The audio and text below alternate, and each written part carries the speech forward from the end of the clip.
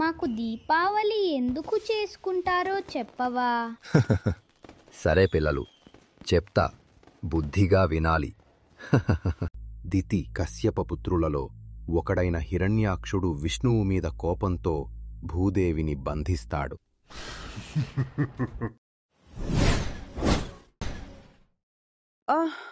ఓరి దురహంకారి, నీ దుస్సాహసానికి ఆ హరి తప్పక సమాధానమిస్తాడు. ఆ హరి నిన్ను కాపాడుతాడా?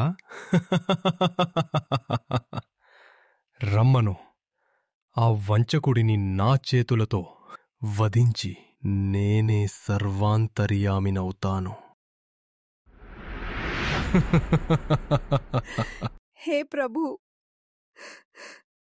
దయచేసి నన్ను ఈ రాక్షసుడి చెర నుండి విడిపించండి. ఓం నమో నారాయణాయ, ఓం నమో నారాయణాయ, ఓం నమో నారాయణాయ.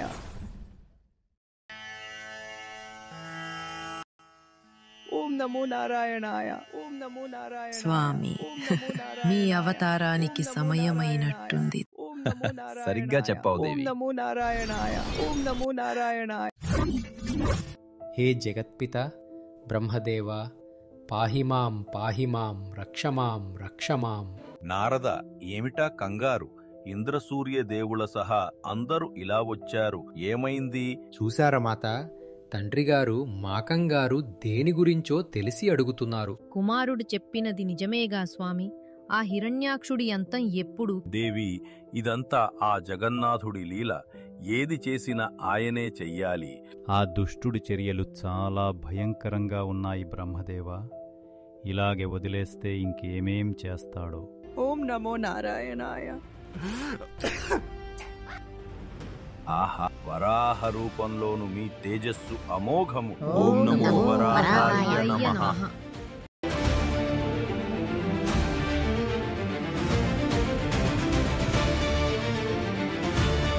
ఓం నమో నారాయణాయ, ఓం నమో నారాయణాయ. ఎక్కడ నీ హరి ఇంకా రాలేదే?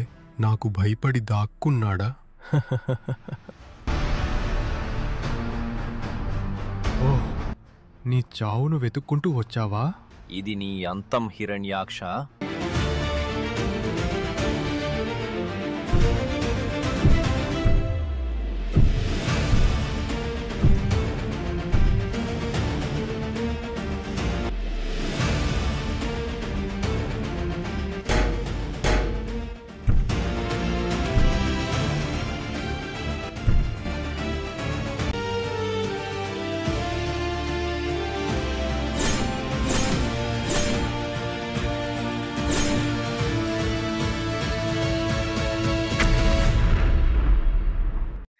హే ప్రభు, నన్ను ఆ దుర్మార్గుడి నుండి రక్షించినందుకు ధన్యురాలిని.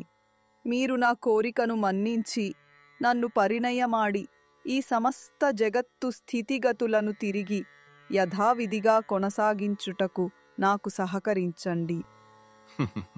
భూదేవి, జగత్స్థితి సర్దుమణిగేదాకా మాత్రమే నీతో ఉంటా. మరో అవతార సమయాన నిన్ను వివాహమాడి నీ కోరిక తీర్చెదను. ధన్యురాలిని ప్రభు. అలా భూదేవి సంకల్పానికి వరాహస్వామి కృపతోడై సమస్త లోకాలు పూర్వ వైభవాన్ని పొందాయి.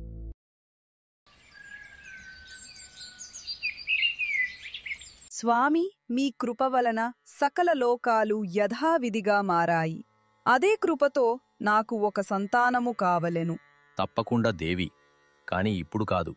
నా రామావతార అనంతరం కృష్ణ అవతారానికి ముందు నీకు ఒక పుత్రుడు కలుగుతాడు. కాని ఇప్పుడు నువ్వు కోరిన కోరిక అసుర సంధ్యవేళ కావున నీ పుత్రుడు ఒక రాక్షసుడిలా మారతాడు. హే జగన్నాథ, మీ కుమారుడు రాక్షసుడు అవ్వడమా? ఏమిటి స్వామి మీరు చెబుతున్నది? బాధపడకు భూదేవి. నా సృష్టిలో ప్రతి పుట్టుకకు ప్రతి సందర్భానికి ఒక విశేషము ఉంటుంది.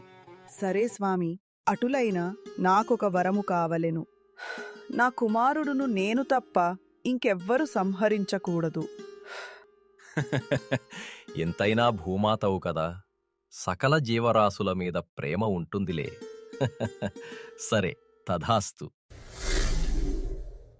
ఆ తర్వాత ఏమైంది నాన్న? చెప్తా, భోంచేశాక చెప్తా. ఈలోపు మీరు సబ్స్క్రైబ్ చేసుకొని లైక్ చేసి షేర్ చేయండి. అలాగే ఈ వీడియో ఎలా అనిపించిందో కామెంట్ చేసి చెప్పండి. మీ అందరికీ దీపావళి శుభాకాంక్షలు.